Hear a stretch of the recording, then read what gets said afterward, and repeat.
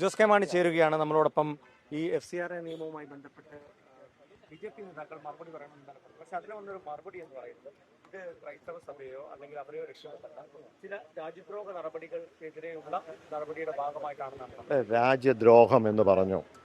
ഒന്ന് ഞാൻ ചോദിച്ചിട്ട് 100 കണക്കിന് FCRA അക്കൗണ്ട് ക്രൈസ്തവ സഭയുടെയും മറ്റ് സമുദായങ്ങളുടെയും ഒക്കെ ബ്ലോക്ക് ചെയ്ത് കിടപ്പുണ്ട്. പെറ്റിയായിട്ടുള്ള ചെറിയ കാര്യങ്ങൾ പറഞ്ഞുകൊണ്ടാണ്. ഇതാരാണ് ലൈസൻസ് കൊടുക്കേണ്ടത്, ആരാണ് റദ്ദാക്കേണ്ടത്? കേന്ദ്രം തന്നെയല്ലേ. അപ്പോൾ അങ്ങനെയുള്ളത് ആരെങ്കിലും ഈ പറഞ്ഞ രാജ്യദ്രോഹം ചെയ്തിട്ടുണ്ടെങ്കിൽ പറയട്ടെ, ഇന്ന സമുദായം ചെയ്തു, അല്ലെങ്കിൽ ഇന്ന ക്രൈസ്തവ സഭയുടെ ഇന്ന സ്ഥാപനം ചെയ്തു എന്ന് പറയട്ടെ, ക്രൈസ്തവ സഭയുടെ ഇന്ന സ്ഥാപനം ചെയ്തെന്ന് പറയട്ടെ.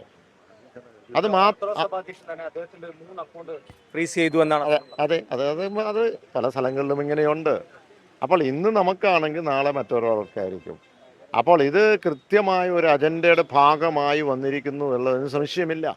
മറ്റൊരു കാര്യം ഞാനിവിടെ ഇപ്പം സൂചിപ്പിച്ചു. മറ്റൊരു കാര്യം, ക്രിസ്ത്യൻ ലോ ബോർഡ്, ആ ലോ ബോർഡ് ചിലപ്പോൾ വെൽഫെയർ ബോർഡ് എന്നൊക്കെ പറയും. അതിനകത്ത് ഈ കൂതാശ കൊടുക്കുന്നത് പോലും രജിസ്റ്റർ ചെയ്യേണ്ട ഒരു സിറ്റുവേഷനിലേക്ക് വരിക. അത് ഇടവകയിലല്ലേ, അല്ല എടുത്ത് പരിശോധിച്ചു എന്നാണ് ഞാൻ മനസ്സിലാക്കുന്നത്. അങ്ങനെ വന്ന് ഓണറേറിയം വെച്ചുകൊണ്ട് അച്ഛന്മാരെ മാത്രം എടുത്തുകൊണ്ട് ഇനി ഏതെങ്കിലും കാരണവശാലും തടസ്സം ഉണ്ടെങ്കിൽ അവരെ കൊണ്ട് നടത്തിപ്പിക്കാം എന്നൊക്കെയുള്ളതായിരിക്കാം. പക്ഷേ അതൊക്കെ എന്താന്നുള്ളത് തീർച്ചയായിട്ടും അത് ഒരു ജേർണലിസ്റ്റ് എന്ന നിലയ്ക്ക്, ഒരു മാധ്യമ പ്രവർത്തകനെടുത്ത് പരിശോധിക്കേണ്ടതാണ്. ഞാൻ പറയുന്ന എനിക്ക് കിട്ടിയ വിവരങ്ങൾ അനുസരിച്ച് ഞാൻ പറയുകയാണ്. ഇത് വലിയൊരു വിഷമഘട്ടത്തിലേക്ക് ഇന്ന് സമുദായങ്ങൾ പോവുകയാണ്.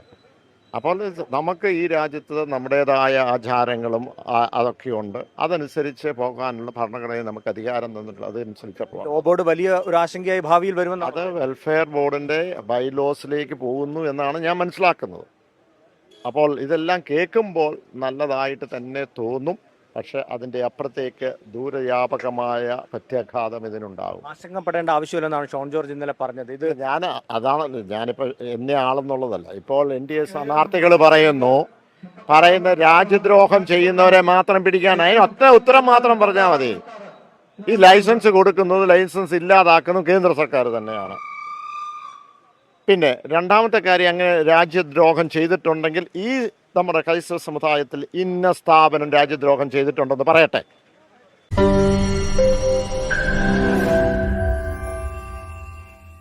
ലോകത്തെവിടെയായാലും ഏത് സമയത്തും 24 വാർത്തകളും ഓഗ്മെന്റഡ് റിയാലിറ്റി പാക്കേജുകളും എക്സ്പ്ലെയിനറുകളും വിശദമായി കാണാൻ ഞങ്ങളുടെ YouTube ചാനൽ നിങ്ങൾക്ക് സബ്സ്ക്രൈബ് ചെയ്യാം.